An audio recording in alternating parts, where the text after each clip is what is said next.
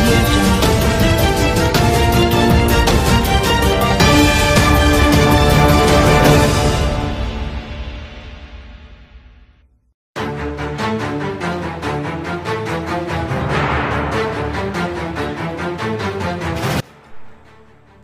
ప్రభుత్వ భూమిని ఆక్రమణ చేసిన వ్యక్తికి నోటీసులు.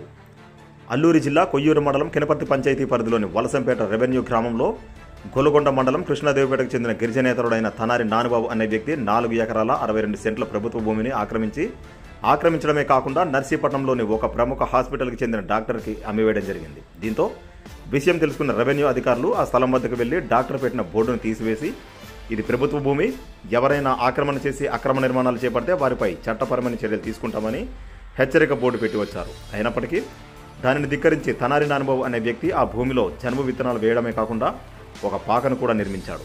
అయితే పాక నిర్మాణ దశలో ఉండగానే స్థానిక వీఆర్ఓ గంగాబావాని అక్కడికి వెళ్లి పాక కట్టొద్దని చెప్పినప్పటికీ పాక నిర్మాణం చేయడం జరిగింది. దీంతో వీఆర్ఓ గంగాబావాని మహిళా పోలీసు రామదుర్గ కలిసి వెళ్లి తనారి నానుబాబుకి నోటీసులు ఇచ్చారు. 2 రోజుల్లో పాకను తీసివేయాలని చెప్పారు. హెచ్చరించినప్పటికీ పాక నిర్మాణం చేయడం జరిగింది. నోటీసులు ఇచ్చినా పాకను తొలగించకపోతే అక్రమంగా ప్రభుత్వ భూమిని ఆక్రమిస్తున్న తనారి నానుబాబుపై రెవెన్యూ అధికారులు చట్టపరమైన చర్యలు తీసుకుంటారో లేదో చూడాలి మరి.